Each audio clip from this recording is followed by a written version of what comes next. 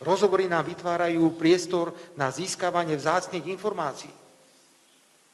Presne ako nahováram teraz, musíme viesť dialog s Ruskou federáciou, musíme viesť dialog s ruským prezidentom Vladimírom Putinom. Ak nebudeme viesť dialog, tak nemôžeme tvrdiť, že máme záujem ukončiť vojnový konflikt, ktorý dnes vidíme na Ukrajine. A preto sme sa rozhodli, že napriek tomu, čo nám Zelenský urobil, že nás obralo 500 miliónov eur ročne, dodávame na Ukrajinu elektrickú energiu, to sú tzv.